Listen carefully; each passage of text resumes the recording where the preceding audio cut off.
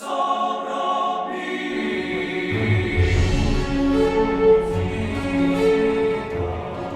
and welcome to Collider Jedi Council. It is the first episode here on Collider, and we are very excited to have the Council back. Very special episode today where we are doing on Tuesday. Normally you will find this show on Thursdays on this channel here. We're going to be previewing Comic-Con, a whole bunch of stuff. Let me introduce the Council first. I am Kristian Harloff, a.k.a. Darth Harloff.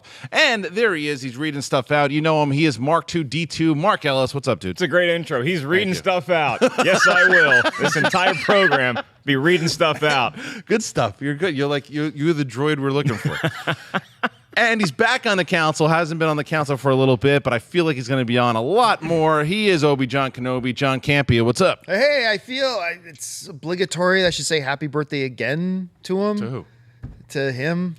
It's my birthday today, guys. I mean, I've already said it once, but just in case. I was thinking about this morning. I've had a total of 11 birthday cakes in my lifetime that were Star Wars related. Really? Yes. Did you really calculate 11? I remember cake. All right. I remember cake. Yep. Respect. That's a statement you can use for almost anything. I remember cake. I give you a lot of respect on that one. Okay, guys, so if you're brand new to this show and this is your first time, welcome.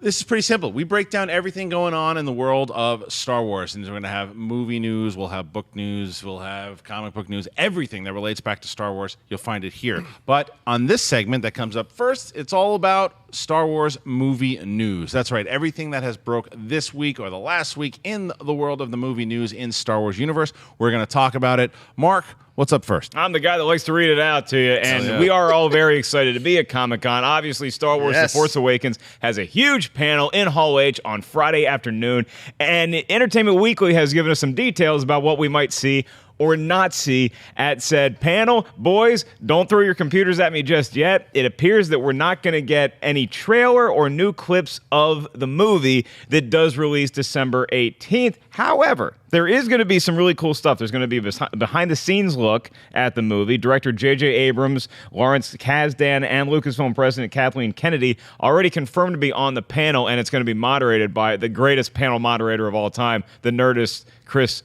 Hardwick. And there's also going to be speculation that you're going to get some actors that we haven't seen yet on a stage or even have their characters introduced. That's going to happen hopefully at this panel. So Kristian, knowing all this stuff that is and is not apparently taking place in Hall H, are you excited? Are you a little disappointed?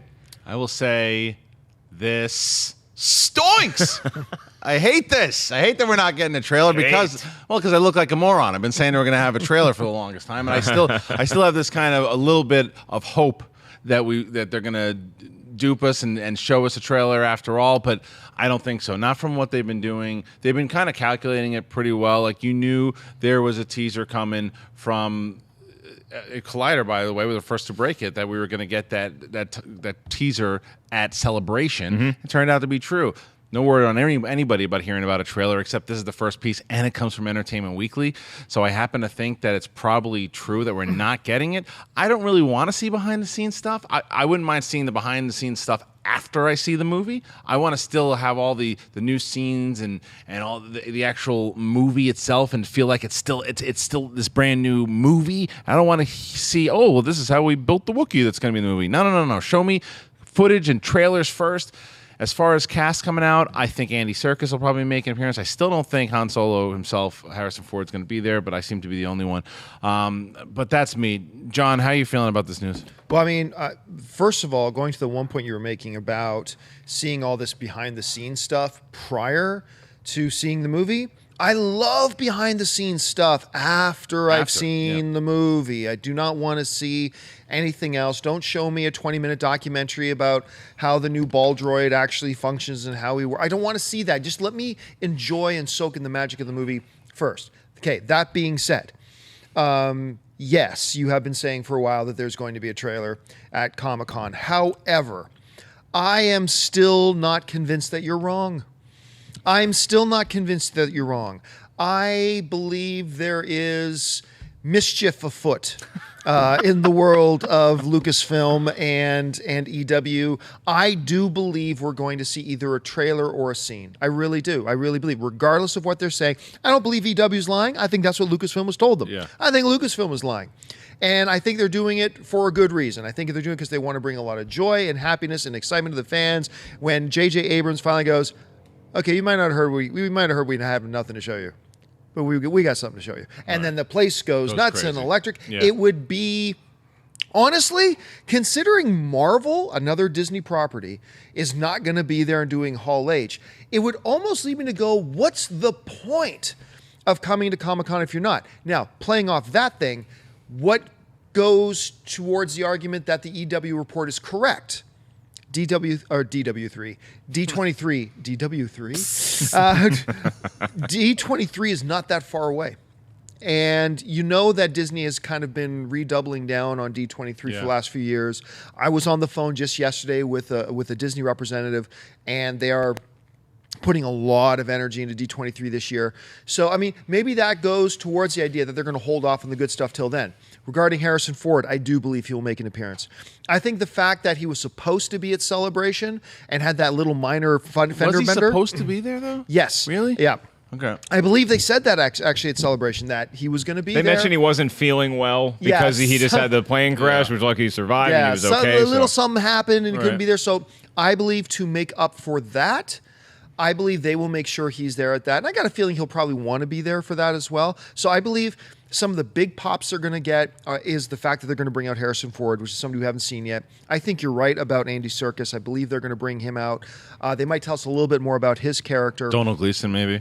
Yeah, absolutely. I think we're going to see that. But at the heart and soul of it, it's that Steve Jobs, we've got one more thing, moment when at the end, J.J. Abrams, whoever the director is talking about, whatever movie, when they can pull out that footage, that thing that the audience there is really salivating over to see. So can't believe I'm going to do this, but I'm going to say, Kristian, do not give up on your convictions. I actually think you might be right, and I do believe I think they're going to show us something. Well, let's think about this logistically for a second, because if you announce that, we're not going to show any footage, then that might make some fans be like, I don't really feel like going to Hall H anymore. And that'd be true if everybody could get into Hall H otherwise. Hall H is not that big. You get maybe 2,500 to 3,000 people in there max. Those people are going to be in there regardless, and a lot of them are going to be rabid Star Wars fans. And so if they did that trick where if they said, we got one more thing to show you, it would blow the roof up and it would build drama. And that's something that Lucasfilm has been great at ever since announcing that they had new movies and that The Force Awakens was going to be a thing that we get to see this December. So I'm not giving up hope that we don't get to see anything yet. I think J.J. Abrams lives for moments like what you're talking about, the one more thing. Now that one more thing could also be walking Harrison Ford on stage. Yeah. He could be, if they don't have any footage, they may just put Harrison Ford in that cleanup hitter role and just have him come out really quick, because Harrison Ford, whether he comes or not, it's a big story. He's not a huge fan of doing panels. I think we can all agree that. He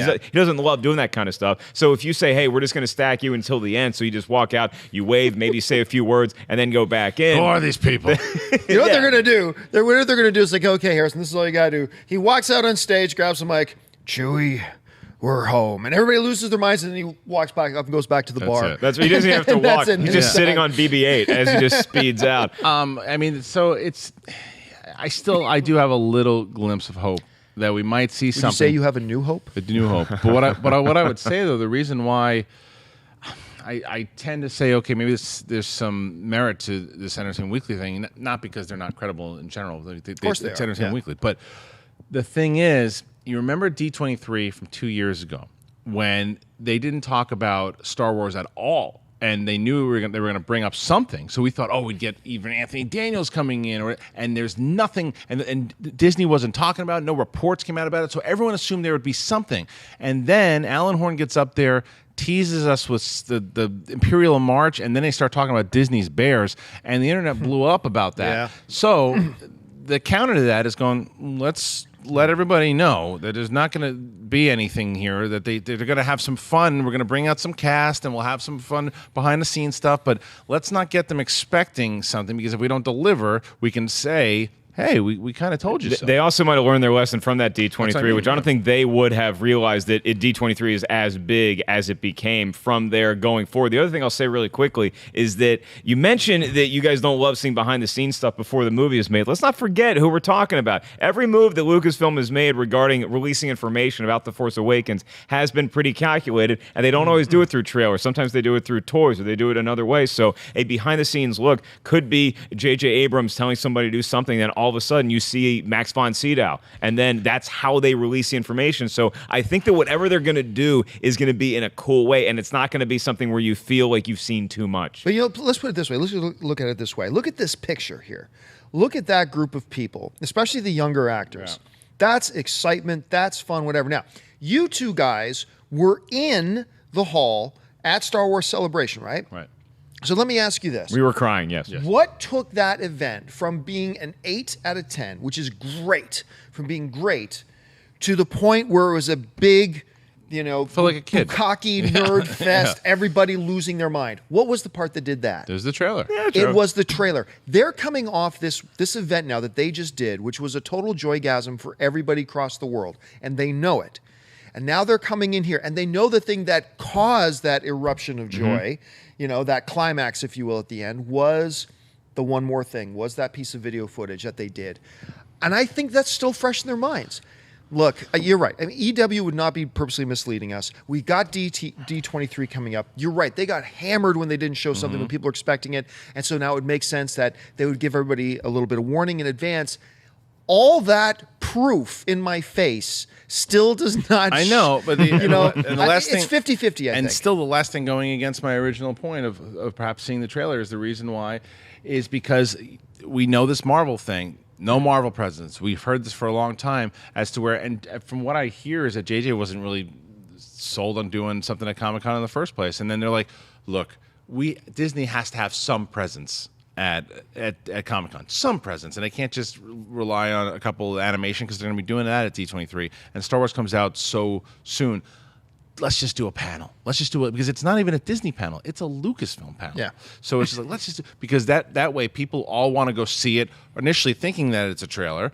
And then they're going to still be excited because they get to see Mark Hamill, they get to see Carrie Fisher and Peter Mayhew and the new cast. So you still get to hear and get your excitement built up on what's coming out in December. You still get to hear about it and see your stars and your director and your producer. You get to see all of that. It's just like, oh, I just want to see a little more, even though it's 4 or 5 months ago. Well, I don't know about you guys, but I'll be Spider-Man in my way into Hall H just to be safe on Friday. It's in 3 days, so we'll definitely let you guys know. Well, all right. So besides that, before we move on to the next story, is there anything Comic-Con related to Star Wars that you're hoping to see? Because while we're on it, we might as well just, even if it verges into canon, that's fine. But is there anything that you're hearing about that besides this panel that you want to check out? Well, something that the one thing I didn't get to do at Star Wars Celebration I was really interested in doing was they had a bunch of merchandise and I guess toys and other things that were from The Force Awakens that was kind of an introduction. That's how we first learned about the First Order and all these other things, those names coming up.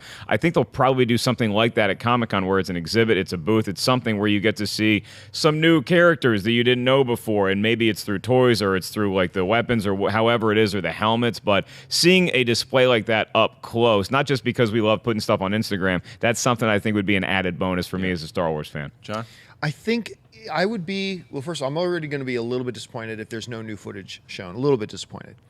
What would leave me quite disappointed, though, what I'm hoping to come out of Comic-Con with as far as Star Wars goes is not too much. What I just want is a better picture and understanding of where the universe is at this point.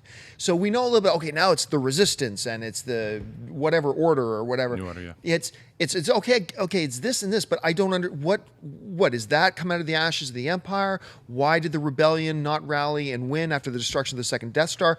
Don't give me point by point details, just give me a better understanding. This is the layout of the land. This is the universe of Star Wars. This is where everything is at right now when Episode 7 picks up. If they can give us that little bit of an understanding, a feel for the ground, understanding the terrain that this movie is going to be playing itself out on, we understand the political landscape and all that kind of stuff, then I'm going to feel pretty satisfied, and it'll probably start hyping my excitement even more. What you just said is what I'm looking forward to, actually, because they have those books and the new comics that are coming out, Shattered Empire that's coming in the comics. They have what's the book that we're all looking forward to? Aftermath. I'm hoping, because the Del Rey booth at Celebration was incredible. Right. I'm hoping that both Del Rey and Marvel have like earlier copies that are exclusive to Comic-Con that you can of check out. Aftermath. Of Shattered Empire, of the Obi-Wan Kenobi. Problem is, if that happens, if we get to Comic-Con, I'm going to get there Thursday morning. You're getting there Wednesday, I believe. So if I get there Thursday morning and there's some place where I can get my grubby little thief fingers on a copy of Aftermath, my Comic-Con's done. I'm going back to the beach house, and I'm going to be sitting there, and that's it. My Comic-Con will be That's over. what Darth Harloff did the first night, Wednesday night. When New Dawn came out. He got a free book, and he holed up in the bathroom for the rest of the night, and he finished it by Thursday morning. It was an impressive feat. Well, I didn't finish it Thursday morning, but I definitely tore into it for sure. But but I think that. I don't know about Aftermath just because it comes out in September, but I think we're going to get a lot of those questions answered through this Shattered Empire comic and other comics that are coming out. I think we're going to get an exclusive look, I hope, at some of these booths, so we'll see. But Mark, okay, as far as the next Star Wars movie news story, what's next? Well, and we are talking about one of the next Star Wars movies, actually Episode 8. We've learned from StarWars7News.com, where we get a lot of these news stories from, so thank you guys over there, that Hong Kong action star Donnie Yen is going to be starring in Episode 7 of the Star Wars franchise. We don't know how big his role is, but he's going to be in London early next month to start work on it. He will play a Jedi who meets iconic character Han Solo and becomes his ally, and this is all according to one report from StraitsTimes.com. So we don't know how credible that source is, but it's interesting. First of all, the casting of Donnie Yen, somebody with that ability athletically to be able to pull off fight scenes like he can. He beat out a number of other stars, including some dude named Jet Li, for this role. And then you have this, he might meet Han Solo news in Episode 8, which of course would mean that Han Solo would probably have to survive Episode 7, maybe disappointing some on this panel. Christian, you hear about the Donnie Yen casting and the rumors going along with it. Your take? Well, I love that Donnie Yen was cast. I mean, just for everything that they've done, and we've talked about this earlier today on Movie Talk, John, as far as how they're casting these big genre films. You know, whether it be Star Wars or Marvel, whatever it is, they're putting extreme talent in there, and this is no different. Even though you don't have a guy maybe with the acting chops of, say, like an Andy Serkis or even Harrison Ford, you have a guy who is a martial arts phenomenon, and you have him now. I don't know what role he's going to be playing. I don't know if this Han Solo stuff is. If it is, then two of my predictions back to back are going to get slaughtered onto the ground. But I also think it could be one of these things that whether the casting was put out there. I don't know, whatever it is. Maybe it's an ancestor of Han Solo or whatever it might be. Who knows? But the fact that this guy's cast in general as a Jedi also makes us go, well, wait a minute. What's going to happen? Going back to John's earlier question is, what's the landscape like in Episode 7? And are we going to see a lot more Jedi? I'm still convinced that we're going to get like a Sith versus Jedi army. I'm still hoping for that. But yeah, this guy's one of those guys. I'd love to see him as a Jedi. John, what do you think? Well, first of all, love Donnie Yen. Absolutely love Donnie Yen. If you haven't seen him in things like Ip Man or Hero, I especially loved him in Hero. Here's the thing about Donnie Yen. He's a great martial arts performer, yes, but he's one of these actors who brings with him, he's got a little bit of a James Earl Jones thing to him in the sense, in a very different way, but he's got this presence when he comes on screen. He can really hold the frame when he's on screen, when he's doing stuff. And then when the action kicks in, look out. However, I'm not going to get at all excited about this because this ain't true. You don't think it's true at all? It's not true. Look, let's get down to the real source of it. The real source of it is not Star Wars 7, and it's not satellite tidbit, Straits Times, baby boobs news, whatever it is. This comes from this insignificant, when you dig down deeper, comes from this insignificant little, nobody's heard of it, tabloid in Hong Kong called the Apple Times or Apple Tidbit or the Apple Trade, something like that. I'm sorry, but Donnie Yen getting cast in Lucasfilm does not break in a Hong Kong tabloid. Especially the first casting you hear from Episode 8. Especially the first casting of Episode 8 does not come from there. So, hey, look, anything is possible. Anything is possible. Yeah. There is a reality here which exists in which this is true. And if it is true, bravo, I love it. But it's not true. I don't give any weight to this whatsoever. I hope I'm wrong about it. I happen to agree with you. I think you're right. I think that it's just a bit. if this is the one that gets leaked, this the first one. But Mark, do you see it different? Well, I have a problem with any of this stuff getting leaked this early because of how good The Force Awakens and Rogue One has been so far with like keeping a pretty tight ship. We've heard some rumors about who is in Rogue One, and we probably were meant to know those. They just can't officially announce it because of their deal with Rogue Nation. But this would be a real bummer if news starts leaking like this about Episode 8. I can't imagine that the floodgates are just going to open. We're going to get all these different sources of information coming in that actually are based on fact. Having said that, if Donnie Yen is cast, I think it's a neat move. It's exciting. It can bring in a new fan base to Star Wars. So I'm all for it if it happens, and I'm obviously all for Harrison Ford surviving as many movies as he can. Right. But I just don't put a lot of credibility in this. And the other rumor, I guess, in this is the fact that they're saying that Episode 8 starts filming in August. And which that timeline was weird. It's almost like they might have gotten it confused with Rogue One, right? I don't know. I think that makes sense. I wouldn't be surprised if they were both shooting at the same time, because if you look at it, we are less than 2 years away from Episode 8. Yeah. Like when you think about it, we will have, by the time Episode 8 comes out, that'll be 3 Star Wars movies that we've had. That's pretty crazy. And you don't realize how soon that is. 2 years is not that. I can remember when Episode 7 was 2 years away, like that. So it makes sense especially if you know now where the story is going and the blueprint that J.J. Abrams has created here too, and Kasdan has created, to where Rian Johnson's been able to prep. Rian Johnson's been announced for a very long time. Oh yeah. So they've had a lot of time to prep. So Rogue One, Episode 8 was announced when Episode 7 was, when the merger was announced. So they've had time to know to prep. Rogue One has been announced not too long ago. They knew they were going to do an anthology film. So to film them at the same time, I think that Rogue One has actually started already, because we're definitely going to get footage and maybe even a little teaser trailer at D23 for Rogue One. Who knows? But I actually do buy the filming starting in August. Is anybody else? Let's put it this way. I'd be less shocked to find out that part's true than I would be about the Donnie Yen thing. I still think they'll probably aim to start lensing this thing in around November.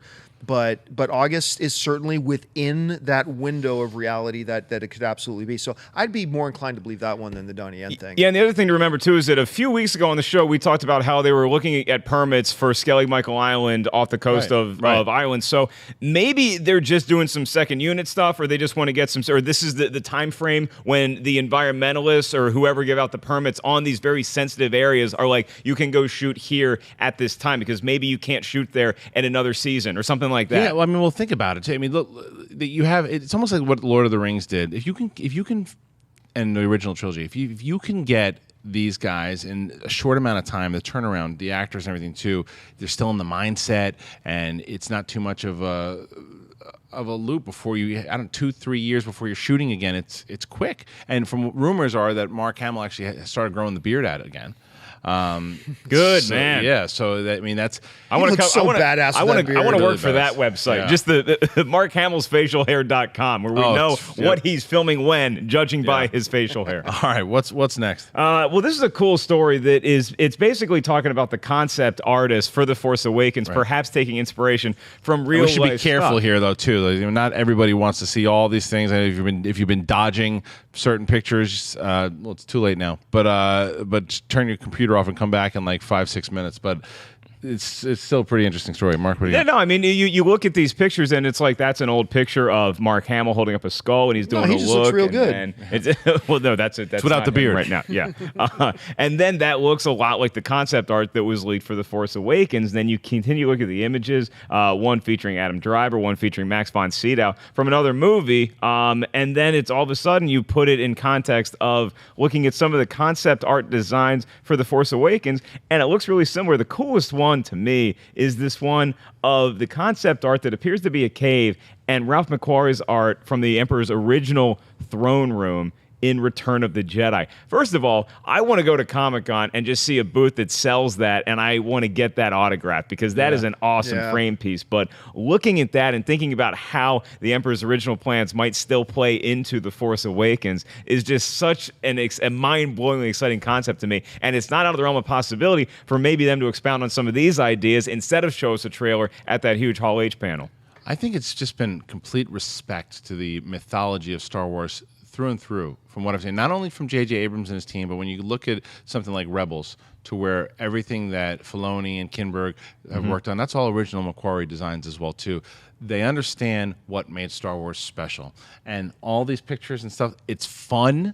It's going back to the lore. You go back to the McQuarrie design with the original throne room. I don't necessarily think that's the Emperor in that new design. I think that's probably Snoke, if anybody. But I love the idea. I mean, because that one picture of Von Sydow from Incredibly Close and whatever that movie was called. Incredibly Loud and Extremely loud and incredibly close. Yeah. So that movie, that's kind of what that was based off of. So it's very interesting, and I just think it pays a lot of respect to the mythology. But John, do you like these pictures? Well, I'm actually a big fan of the Ralph Macchio incarnations of the artwork of the. If you've never seen them, look them up on eBay. They're fantastic.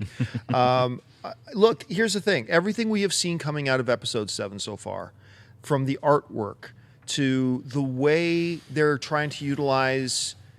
Get rid of that notion in your head. It's like, man, Star Wars is really going back to all practical effects. No, it's still going to be 95% CGI. Big mistake. But when you look at how JJ has been dedicated to recapturing some of that magic of the practical effects and the real life stuff. Locations. When you hear them talking, when you see them picking the locations that they want to go, when you hear them talking about how this fits into the overall canon of what the history of this film has been, all you can escape from. Look, none of that guarantees a good movie. Absolutely. I'm not saying it does. But what you come away with is this inescapable sense of reverence that this entire group, starting from Kathleen Kennedy all the way down to the last set designer, has towards this property. All the artwork we have seen points towards that. All of the casting, I believe, points towards that.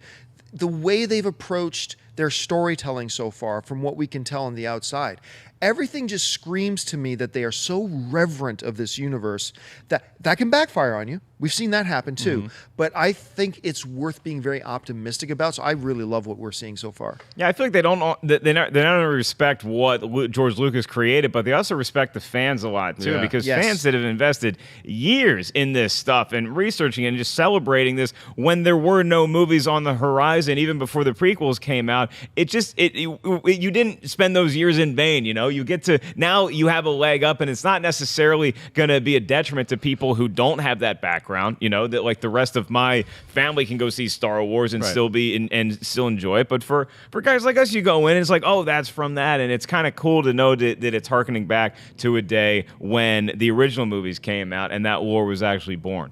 All right. What's next? Were you yawning during my last explanation? Not at all. Oh my God. So let's talk about Rogue One. Rogue One has reportedly begun filming Gareth Edwards' Star Wars anthology movie. And there's a lot of trees being brought in, and it looks like Felicity Jones has completed her first scene. And this is all from Making Star Wars. And so while on the one hand we have Rogue One is officially started filming, at least it looks like that way, we also have some a leaked picture of Lupita Nyong'o from The Force Awakens. And it looks like she is playing Maz Kanata. And you can see the new image at StarWars7News.com, and it looks a lot like that alien that we saw handing off a lightsaber to somebody in that trailer. Well, as far as that look went, I love it. I think it's right. I really thought that, I mean, we don't have the picture up because I didn't send it to Ray. It was my fault. But you were probably yawning. I was probably yawning. But if you go back and look at that picture, it to me is a perfect representation of even that hand and like the little. If you freeze frame from the trailer, you see you know that the performance capture, especially with circus involved as well too, might be some of the best performance capture we've ever seen. With the fact that ILM started working on this now, and working with the Zen Master Circus on performance capture, you know that her character is going to look incredible, and it's going to have a design similar to that amazing concept art we just saw. As far as Rogue One shooting, I think that's a no-brainer. It's a movie comes out pretty soon. About a year and a half or a year and 5 months, whatever it is. So I can't. The more and more I hear about Rogue One, the more and more I get excited, because doing a parallel off of Marvel, I know we can't talk too much about Ant-Man, but even Ant-Man, Guardians of the Galaxy, Captain America, so significantly different in tone and almost like a separate. Where you have the spy film, the space operas. I think that this is where we're going a little bit with Rogue One. That this is going to be a full-fledged war movie, and more in a darker way that we've never seen in a Star Wars universe. I think this is going to be a different type of Star Wars movie, yet still feeling familiar. I'm very excited they're filming. This is talking to somebody I know who's kind of close to what's going on. The analogy they used was that they liken this unto Saving Private Ryan, was this film. And that actually really excites me. That excites me a lot. Look, I would actually, at this point, I would be surprised to hear that they haven't started shooting this movie. I think we're in that window. Actually, we're getting close to that window now where it's like, you better start soon if they haven't done it already. So everything, like I said, the analogy of it being a war film, but in the vein more of a Saving Private Ryan than, say, in the vein of a Rambo war kind of film, I think is very true to it. Very exciting. I believe they're shooting this thing already. So, yeah, full throttle. Let's go. Yeah, and Felicity Jones already completing her first scene, at least according to this report, is good news. Plus, the fact that they're bringing in a lot of trees to Pinewood Studios makes it seem like a lot of this action, I think, is going to take place. Now, whether that planet was actually Alderaan that we saw in that tiny teaser, I think it was. It's Groot. And that a lot of that is going to be taking place. And Vin Diesel is going to be coming in to do some post work on there. You better believe it. It's all good news all the way around. I mean, the leaked photo, I don't really get too high one way or the other on. It's a leaked photo. It looks cool. I think that it's cool to see that behind the scenes kind of stuff. So it's all good news. What's next? Oh my God.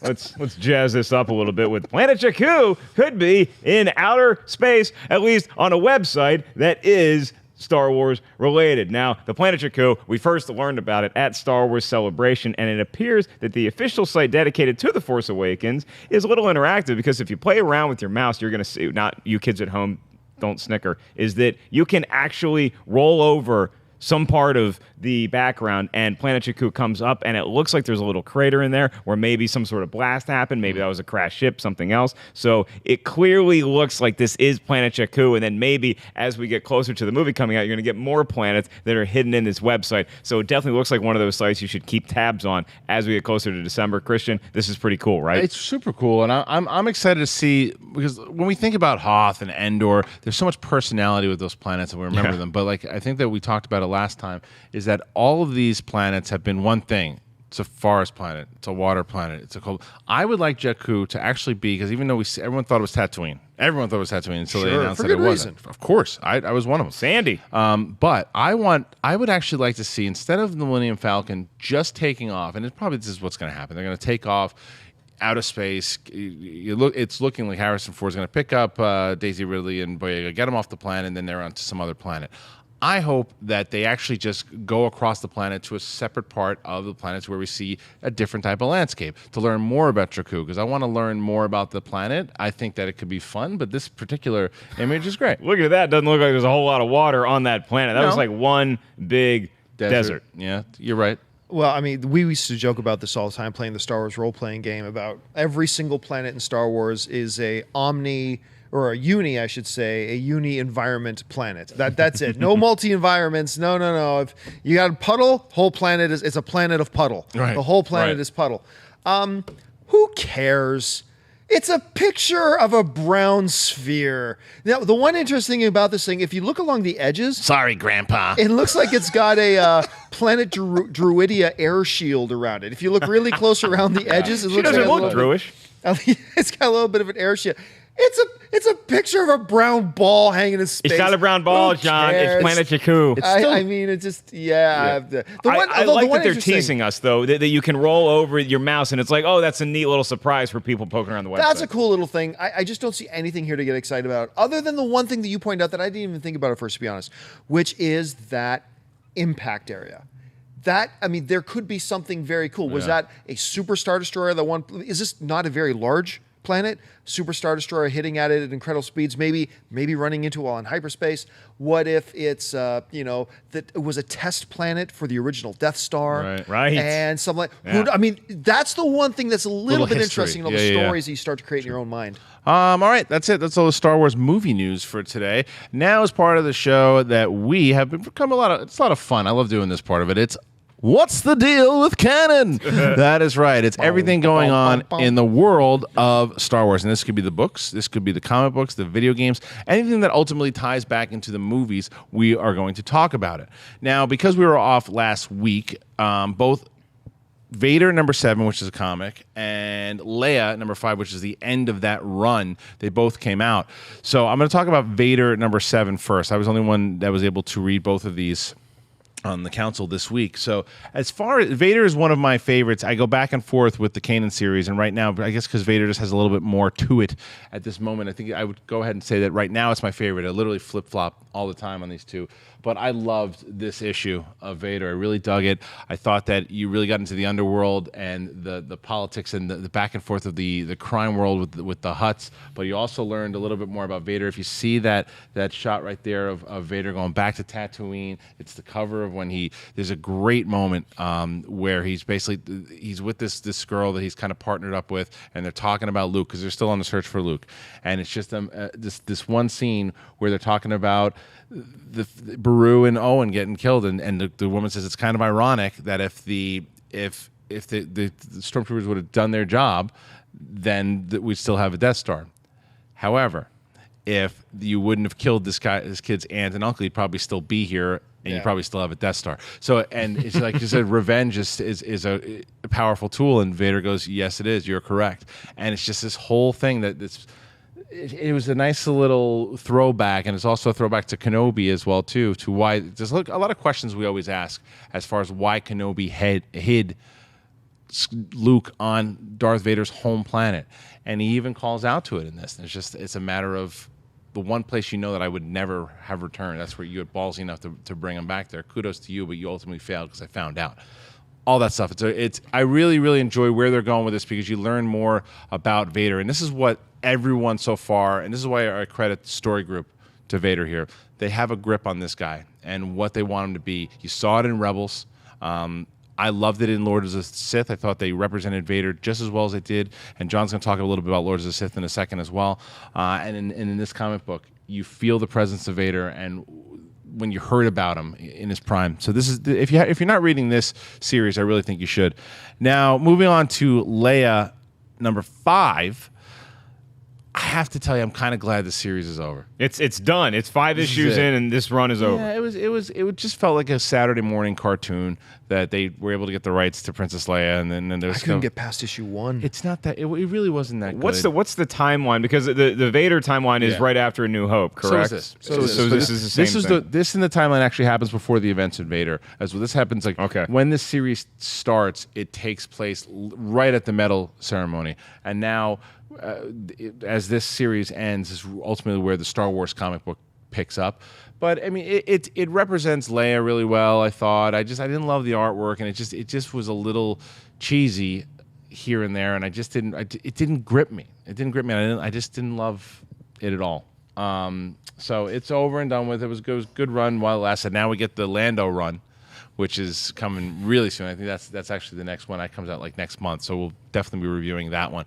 But before we move on to some of the other stuff happening in the world of comics, now John actually is reading Lords of the Sith, and I've been talking about Lords of the Sith. I've been talking about Dark Disciple, and Lords of the Sith is my favorite. I know Tarkin was your favorite. Where do you stand right now, and how far along are you in Lords of the Sith? Is your favorite? Oh my God! Oh, good. Oh my God! Yeah. Tarkin was really good, and you guys remember us talking about Tarkin. I was really taken with that book. I thought it was a really creative way they handled it, giving us a really great look at this character Tarkin, the Grand Moff, and understanding a bit of his background, his relationship with Vader, and all that kind of stuff. And it was a very, very good book, and I was excited, especially since I was one of the guys I did not like New Dawn, Heir to the Jedi. And then Tarkin. And Tarkin was like really refreshing to me, and I really enjoyed it. Lords of the Sith, though, is on a completely different level. It's an R-rated movie. When you really get into the action for it, although there's a joke, if I had a nickel for every time the writer writes the words, "He fell deeply into the Force," then I would be very, very rich. That was a little bit repetitive. But aside from that, this is, I think, the best picture of Vader we have ever seen, and probably the quintessential depiction of what the relationship between the Emperor and Vader really is. Yeah. And this book is action heavy, But there's also a lot, like any good Star Wars story, there's a lot of side stories going around on the outside that all interconnect. We're introduced, I mean, you've explained this before, but one of the main characters in this book is a character by the name, a Twi'lek by the name of Cham, who is actually Hera's father. Who's kind of, in a sense, kind of being painted as like one of the fathers of the rebellion in many ways. I don't remember her name. Yeah. Ithal or something like that is her name. Fascinating character. Like that one scene in the book, I'm not going to give too much away. There's a scene in the book where she goes back to her old stomping grounds and kind of she still carries out this systematic, exercise of kind of revenging some terrible things that happened to her in her past in her own way. It's incredibly well done. You've got inter-imperial drama going on with power plays and struggles and backstabbing going on between like a colonel and a Moff and all this kind of stuff. But at its heart, it always comes back to Vader. And if Kristian hasn't explained already, really what it is there is just a giant assassination plot against Vader and the Emperor. That's what this is. As a way to spark and get an entire new rebellion going. And that's at the heart of this story. And the pace of this book is like, it's incredible. Yeah. The vibration, you could feel the book vibrating. There's so much pace in this book. It keeps moving, but it doesn't, it's one of those weird books where a lot of times when you get just crazy action happening all the time, action, it comes at the sacrifice of story and it comes at the sacrifice of narrative. That is not sacrificed here. You have a lot of really good, deep characters. You have an incredible central story, and at its heart, it always comes down to Vader and the Emperor and seeing these two badasses really do what they can do. And there's still a little bit of Anakin in there, more so than some of the other stories. Glimpses. Yeah. And it's fading away, but you still feel it, see it, and the Emperor's even telling him that he's got to get past all that stuff if he wants to be a true Lord of the Sith. And it's it's still my favorite. I would say that from me right now, if for those of you who want to, we get tweets about this all the time, John, I know you do, and I do as well, as far as the list of the novels and how you would read them. I would suggest, and not necessarily just from time periods, but as far as how I enjoyed them, I would tell you to read Lords of the Sith. Then I would say Dark Disciple, which I would have never imagined I would say. I loved that book. Then I would say Tarkin, and then New Dawn, and then Heir to the Jedi. So that's where I would go. I don't know where you're at right now. Yeah, skyrocketing right to the top for me is Lords of the Sith. Yeah. I'm just so, I find myself out of breath when I stop, whenever I have to stop and put it down. Like it's just crazy. So for me, it would be, now I have not read Dark Disciple yet. So I'm going to get to that after I'm done Lords of This. For me, I'm curious to how you like Dark Disciple because you weren't a big guy. You've mentioned that to me before. Because you're not, and for all you guys out there, because it just came out, I think today actually, Dark Disciple, which is it's based off Clone Wars unfinished scripts, and it really has a popular character in Asajj Ventress and both Quinlan Vos. So I'm very curious to people who are not Clone Wars fans, if you read this book, how you felt about it, because it does some really cool stuff, and I want to do eventually. I'd like to do a spoiler review on it because of the events that happen. So after you read it, I'm curious to hear what you think. Yeah, but seriously, guys, just to echo what I know Kristian has said many times, Lords of the Sith, get it. Either read it, the audiobook, whatever you got to do, get it. If you're a Star Wars fan, you will feel enriched from reading. Did I just make up a word? Enriched. Enriched. Okay, so yeah, Enriched go do with the that. Force. It's incredible, just awesome. Maybe you can convince you to read yet? Unless Pizza Hut gives me free pizza, I really don't read. But, what about Audible? I might Audible it. Yeah. All right. Okay, let's move on to the next story. Kristian alluded to earlier is that Obi-Wan decided to bring Luke and Leia back to Darth Vader's home planet, and now we get to learn maybe a little bit more about that, or just what the hell Obi-Wan was doing in between the end of Revenge of the Sith and A New Hope. We know that he went out there, he brought Luke and Leia there to protect them from who became Darth Vader, and now we're going to get a little bit of insight into those 30 years, and the artwork to me that is exactly what I wanted Obi-Wan Kenobi to look like on an adventure, this getting older, getting more grizzled hermit, still dealing with issues on Tatooine. Kristian, you excited? I'm anticipating this one more than I think any other comic they've announced so far. I've enjoyed a lot of them, but this is the one I really want to see because I'm hoping that it leads into an Obi-Wan standalone movie. I know that I'm kind of, I know that you're not you don't really want to go back as far as movies go with the Obi-Wan story, but I really want to see what this guy was able to do, and I do want to see Ewan McGregor come back. But I love this artwork. I love what they've done so far, and I love the picture of young Luke to where they almost modeled it. He looks like a young Anakin. Yeah, he really does. Yeah. And I love that they did that, and he's going to be protecting him, and I think they're going to answer some of those questions as far as like, why did you keep the name Skywalker? It's like all these things. I think you're going to answer some of these questions, but you're also going to see you have a big gap there between Revenge of the Sith and A New Hope. To what was Obi-Wan doing? Who was he working for? What was he able to do? Because you remember in the Star Wars comic book, Luke finds a journal from Obi-Wan, and this is where this stems from. That's what I also love about these comics that Marvel's doing. Star Wars, Vader, and what now seems to be Obi-Wan all tie into each other, and scenes will mesh inside of the comic, which I really enjoy, and I think we're going to see a lot of that. So I cannot wait for Obi-Wan. But Mark, how do you feel about it? Oh, yeah. I mean, this is something, because there's a lot of pictures involved as well, that I would love to read. This would be one of the more intriguing storylines to me in all of Star Wars anyway. And now that it's coming out, and the way that this artwork looks in particular, I just love. You always wonder, because look, I fell in love with Star Wars from watching A New Hope and seeing Obi-Wan was shepherding from afar this young boy named Luke. And how much interaction did they have? And what else was Obi-Wan doing during that time? How was he keeping himself in shape? What sort of issues were arising that he had to quell? So I'm definitely locked into this, and I hope that we get some sort of glimpses of this at Comic-Con. John?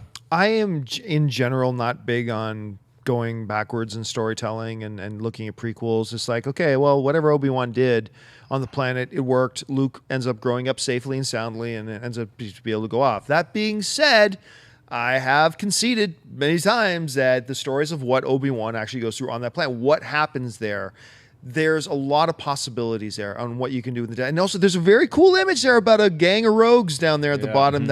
Are these guys that actually help Obi-Wan every once in a while? Are they the guys he's got to contend with and deal with every once in a while? They look kind of villainous and all that kind of stuff. So while I'm in general not big on backward storytelling, this is one that I have to admit intrigues me. So I'm looking forward to picking up that first issue. Yeah, you know what actually the thing is, and as I look at that, now, is that going to be that's Star Wars issue 7?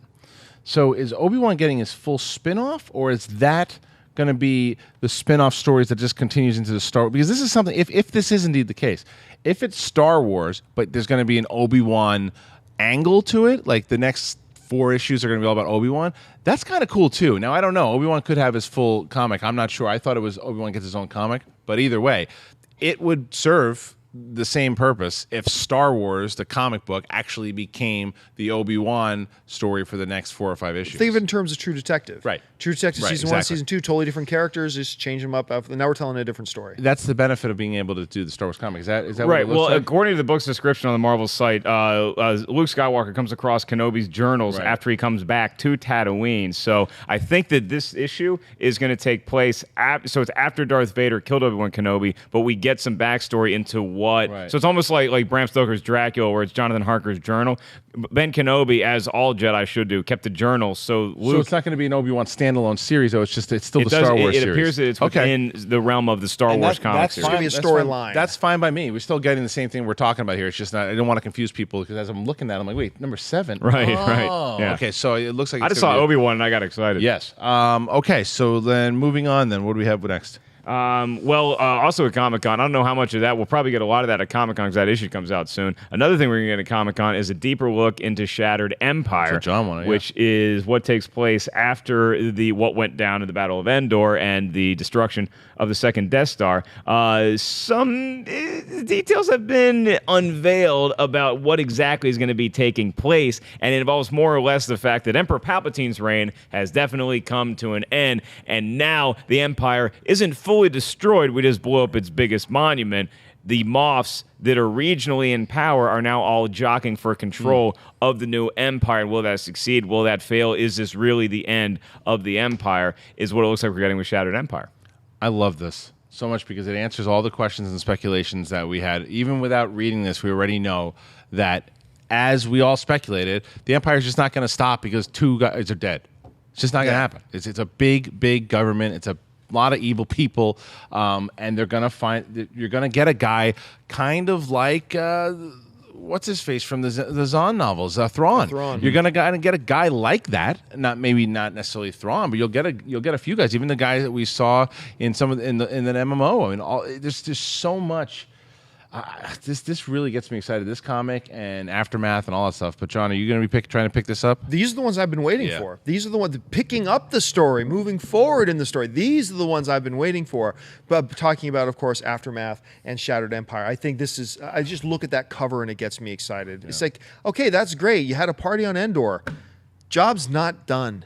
There's still so much to do. What happened next? Because you're right. Tarkin may have been the Grand Moff, but there was a lot of Moffs out there. The regional governors controlling their territories. This is kind of what, as far as the comic books go, this is what I've been waiting years for, and I cannot wait. And it's the road to the Force Awakens, too. I mean, we get to see what is eventually going to be in that movie, or at least we get to see the Empire either destruct or turn into something else before we get our new baddies that are in the Force Awakens. The two guys that worked on this, by the way, also collaborated on some stories in The Punisher. So, cool. I'm in. Cool. I just we're going to get hit over the head in a good way with so much journey to the Force Awakens from September until December with the novels and the games and the comics. I can't wait. All right, Mark, what's next?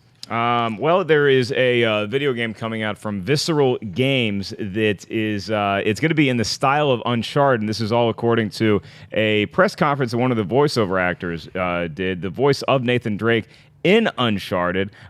His name is Nolan North, and he was talking about how if you're a big fan of the Uncharted-style games, you're going to love this new game. It's a Star Wars game that I believe is untitled as of right now, but it's made by Visceral Games, and so, of course, you can expect a lot of interesting things to happen. You like this? I love this, and I think that this is because what we haven't had as far as a canon game yet, and this will be one of those. Now, there's been rumors. We thought we were going to get something at E3 about this particular game, and it looks like it's going to have a lot of the Boba Fett and Han Solo even in this. And I think that whatever we get from this game, whatever story comes out in this game, I think is going to add into the next anthology film that comes out after Episode 8. I think that that's the purpose of this game, and I think that it's probably, by the time this comes out, will already have been announced. Not the time that this game is announced, but the time that this game actually hits stores, I think that the anthology film will be announced, and it will indeed be a Boba Fett. Yeah, and you talk about the way that Uncharted plays, that gameplay. I mean, that's Boba Fett swinging around for either Han Solo or for Boba Fett. Hold everything. Yeah. What do you got? Just got an email from Walt Disney Studios Publicity. Christopher Miller and Phil Lord to helm a Han Solo anthology film. I'm kidding you not. What? I am kidding you not. Click the email, man. Lord and Miller are going to direct a Han Solo anthology film. This is just came across the wire like right now. This is why you have media available to you while you're doing the show. Let me read this out as I'm going here. Collider just broke. Yeah, Collider broke it too, and it's coming. This is from StarWars.com. Wow. The next adventures in the anthology series of Star Wars films will be directed by Christopher Miller and Phil Lord, whose credits include the critically acclaimed Lego Movie, Cloudy with a Chance of Meatballs, 21 and 22 Jump Streets. Among the most sought-after filmmakers working today, the two have proven a formidable duo in film and television, and looking forward to applying their unique sensibilities to the Star Wars universe. In this first film we've worked on that seems like a good idea to begin with, we promise to take risks, to give the audience a fresh experience, and we pledge ourselves to be faithful stewards of these characters who mean so much to us. This is a dream come true for us, and not the kind of dream where you're late for work and all your clothes are made out of pudding, but the kind of dream where you get to make a film with some of the greatest characters ever in a film franchise you've loved since before you can remember having dreams at all, said Miller and Lord. Now, this is what's crazy.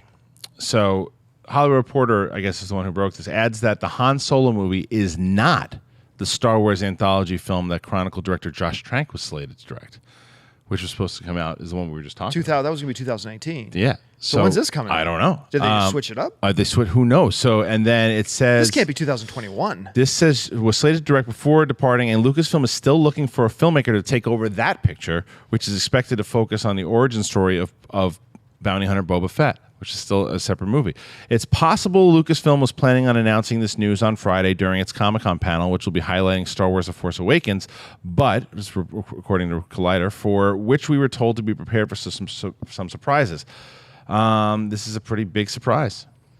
Is this an oops? We didn't mean for this to get out prior to Comic-Con, or is this? I don't know, man. But what? Okay, so look, now this happens often here. We're going to talk about this particular story. Let's push the other story that we had to the side here. Kind of blows my visceral game story out so of the much water. for that. This is huge here. But now look, I think the biggest thing to come out of this was that it's not the Trank one. I mean, yes, the young Han Solo movie, that's been rumored forever. The young Boba Fett rumored forever. The fact now this makes sense. Now I'm buying the fact that young Han Solo is going to appear in this young Boba Fett movie because it's going to spin off into his movie, and you're still able to use Solo. Now, here come the rumors of who's playing young Han Solo. Bring it on. That's right. Anthony and Gruber start stretching. Everybody else. I mean, and the fact that it's Miller and Lord doing this is so exciting to me because those guys are so talented, and they are one of the filmmaking teams or filmmakers in general that has the clout to say, hey, let's come in. We want to do this movie now. You guys had a director to do another movie. You can push that movie back because we are excited about telling this story next. And it seems like what you said is that if you have Han Solo and Boba Fett both having their own movies, that Star Wars Anthology series might be creating their own mini universe that doesn't have as much to do with the Skywalkers, but those two stories could very easily figure somehow into Rogue One as well. This is nuts. It's nuts. This is nuts. To me, the biggest thing in all this is it's Miller and Lord. They got Miller and Lord. These are, I mean, the press release is not exaggerating this. These are two of the most sought-after filmmakers in the business today. Everything they have touched so far works and works well. And they've played with Star Wars before in the Lego movie. Yes, they have, with the pretty cool scene in the Lego movie. I won't spoil it if you haven't seen it yet. This is insane. Now, it does raise the question, when does this movie come out? Because, look, if Star Wars and Lucasfilm is going to follow the pattern they said, we're going to have episode, anthology film, episode, anthology film, and it's not the next one. You see what I'm saying, though, where 2 movies a year starts to make sense? 2020, they are not announcing Miller and Lord now for a movie that's coming out in 6 years. That's what I mean. It's like, so it's this like, has got to come out. And the first line of the email, which we all got, which is awesome, says, the next adventure in the anthology series of Star Wars films, which would lead me to believe that Trank was going to do. That they're moving that into unless they're just not moving the the Trank movie. one further off. That's what I think is happening. Replacing this one in 2019. That could happen because that would make sense because they haven't even announced a director and they're announcing the director here. Because if that's the case, like you said, you're going to announce that director first before you announce who the Trank one is. Maybe they said, look, the Boba Did I say Fett 19? Maybe I guess it would be 18. I guess the next. No, 18 is episode 9. 17 is episode 8. Is it? 2015 is Force Awakens. Right. 2016 is Rogue One. 17 is episode 8. So 18. 18 would be. 18 would probably, now you're right. I think it would probably be this Han Solo movie. Interesting. And then you would have 2020 then would be the old Trank movie. And so you Boba do Fett. wonder. But this is why I was saying I think because of look what is happening with Marvel and DC again too. There's going to be so many movies that come out. You have to do. They're doing 2, and I think in some cases there's one year that they have 3 movies coming out. But there's at least 2 to 4 comic book movies a year coming out, right? Star Wars is going to have this. Like, let's say the Rogue One, or not Rogue One, but let's say the Han Solo movie just crushes and Boba Fett crushes in a way that you're like, oh wait, whoever they cast as Han Solo, I want to see more of this dude as Han Solo. But they already have more anthology films planned out, so they're going to be slated for another 4 or 5 years before it comes out. It would make sense to start, and plus the episodes, it would make sense to start doing 2 Star Wars movies a year eventually. Not just because of selfish reasons, but because it would make sense to not keep pushing movies back. You're right, because if you want to see, like, you look at an actor like Hugh Jackman playing Wolverine, it's like that guy keeps himself in great shape, and he can continue to play Wolverine for a little while anyway. But there is a limited time window, and so if you keep like spanning out that you can only have one of these a year. Right.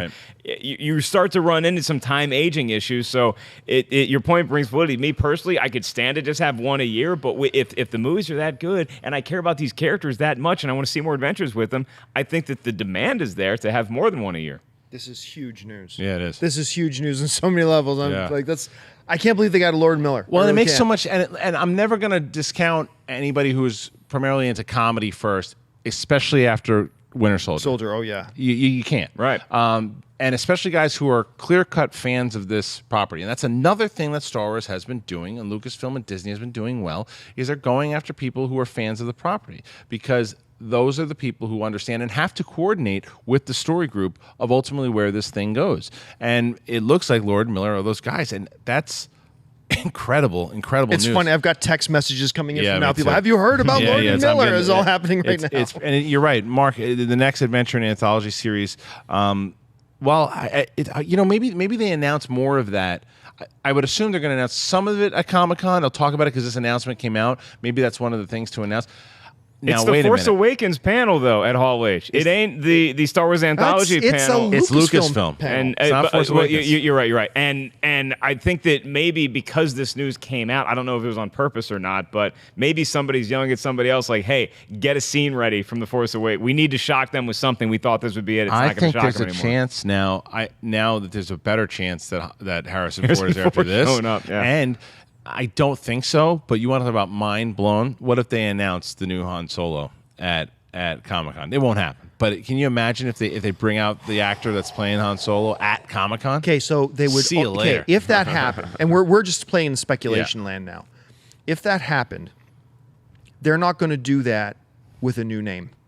They're not going to do. It would be a big star. It would be if they were to do that. They would only pull that move if it's a big star. They put out in a press release if it's a new name. Yeah. You pull out somebody at Comic-Con, ladies and gentlemen, your new Han Solo, Asa Butterfield, comes out, or whatever. Yikes. Comic-Con explodes. Very young Han Solo.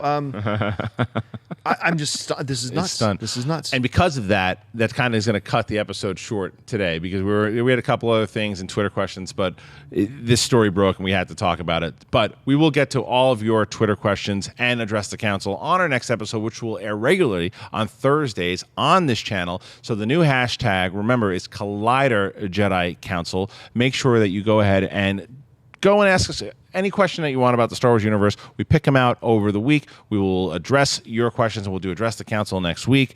I would like to thank the council today. First, Mark 2D2, where can they find you? You can find me in Hall H on Friday, getting very excited for any Force Awakens news or other Star Wars film news we have. I'll make sure that we get it out to you guys as fast as possible. Follow me on Twitter at 5150 Ellis, also Instagram. I look great in a vest, by the way. Oh, very nice. Obi-Wan Kenobi, where can they find you? You guys can follow me on Facebook and on Twitter at John Campea. Don't forget, guys, Masters of the Web panel, me and Mark Ellis are going to be on the Masters of the Web panel at Comic-Con. That's Friday at 11:30 in the morning in room 5AB. Myself, Mark, Jeremy Johns, John Schnepp, Chris Stuckman, Gray Drake. Who am I missing? The guy playing Han Solo. Oh, yeah. Andy Signora is going to be there. I mean, so come on, John. And, of course, then you can see all of us from Collider Movie Talk. We are going to be having our meet and greet Friday night at 6 p.m. at the in the lobby of the Omni Hotel. We're just going to be hanging out there having a few drinks. So if you want to come and see us where we're going to be hanging out, that's where we're going to be. Get out of the Lucasfilm panel at 6:30 and head on over because we're going to be doing our meet and greet till 7:30. Myself, Kristian Harloff. You can find me at Twitter at Kristian Harloff as well as Instagram. And if you can do us a big favor here, because even though a lot of you have followed us over here to Collider, there are a bunch that still are not aware of it yet. And maybe there's some people who are watching Jedi Council wondering, hey, where is it? Let other people know that Jedi Council is on this channel. Tweet it, Facebook, do everything that you can to let people know, hey, it's back here, and we will see you back next week right after Comic-Con. For the Council, may the Force be with you.